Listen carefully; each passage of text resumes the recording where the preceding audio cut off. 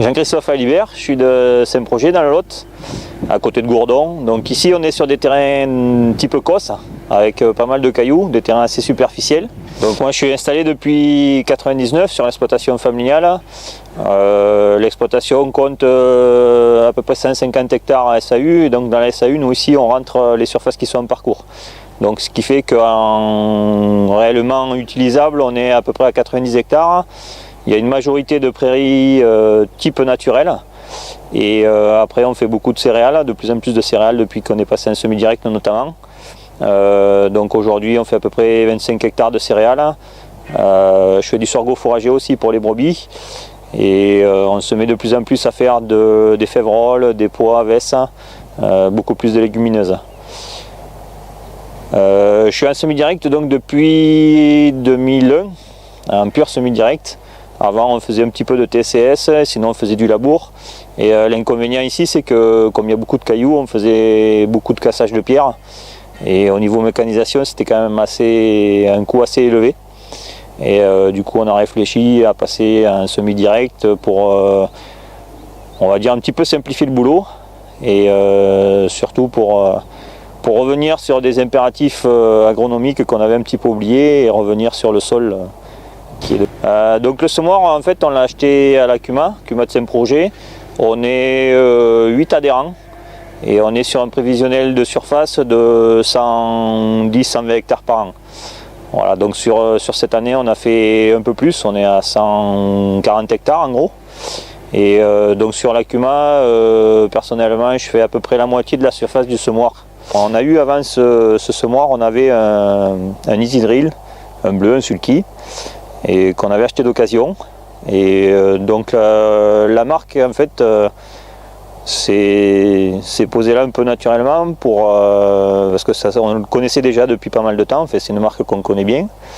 Et puis l'intéressant sur le semoir c'est qu'il est quand même assez polyvalent et on peut semer sur du travail simplifié, voire sur du labour préparé. Donc sur la CUMA pour essayer de contenter un peu ceux qui ne sont pas trop branchés semi-direct pur et dur, sous couvert végétal notamment. Ça permet d'avoir un peu une polyvalence qu'on n'aurait pas avec d'autres types de machines. Voilà, et puis bon, le Sky aussi, c'est quand même une marque qui est connue et reconnue, et puis il y a un suivi derrière qui est assez intéressant. Donc bon voilà, tout le monde connaît un peu cette marque et c'est venu assez naturellement. Et tous les adhérents ont été assez vite d'accord sur le type de matériel et sur la marque surtout à acheter, quoi. C'est quand même un semoir qui est assez simple d'utilisation aussi, et ça c'est assez intéressant sur la CUMA parce que bon, moi je suis responsable du matériel et donc les agriculteurs souvent me sollicitent pour les réglages. C'est très simple à régler, bon, on a le boîtier qui permet de faire des réglages assez facilement. Sur la profondeur aussi, c'est assez facile à régler. C'est même très facile à régler et donc du coup d'une exploitation à l'autre, sur un type de culture à l'autre, on peut modifier les réglages très facilement et ça c'est très intéressant quand on est assez nombreux à utiliser le matériel.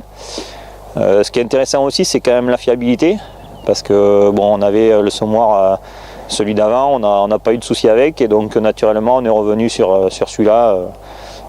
Voilà, parce qu'on n'avait pas eu de soucis et qu'on sait que c'est fiable. Et ouais, ce qui est intéressant aussi, c'est avec la double trémie, puisque là on est sur un Ferticem, mais avec la double trémie, on peut implanter soit plusieurs types de semences, soit on peut cumuler l'engrais avec la semence. Ça c'est très intéressant pour avoir une implantation qui soit le plus correcte possible. Donc nous, comme on fait quand même pas mal de prairies ici, puisqu'on est en élevage, c'est intéressant aussi de pouvoir semer des grosses graines type céréales à une profondeur et puis éventuellement une petite graine en surface, voire en plus superficielle. Donc ça c'est la polyvalence aussi de l'outil qui est assez intéressante, et puis le double cuve qu'on peut passer en simple cuve pour avoir plus de volume. Donc voilà, ça fait beaucoup d'avantages, ça fait beaucoup de possibilités, et bon, en CUMA c'est toujours important de coller au plus aux besoins de l'adhérent.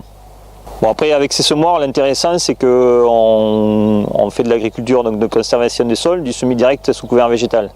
En fait c'est ce qui est quasiment le plus important, et aujourd'hui avec le semoir on développe de plus en plus les semis de couverts végétaux.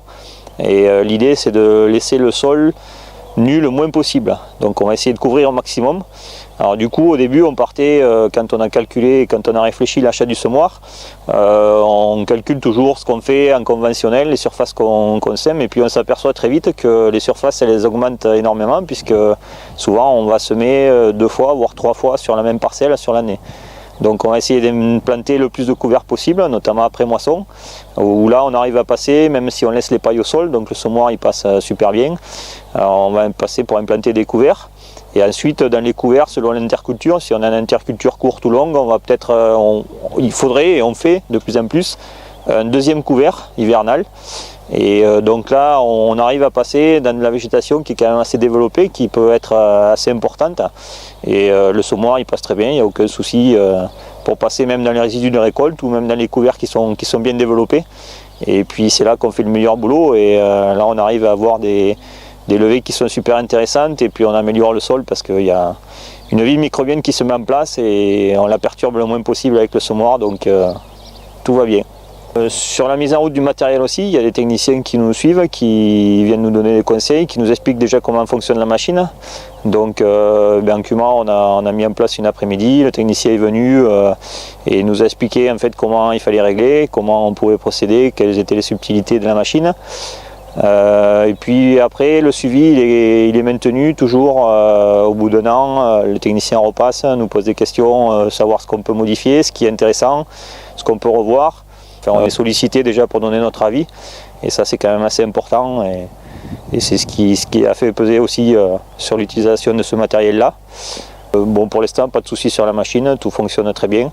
Voilà, l'équipe commerciale est top aussi.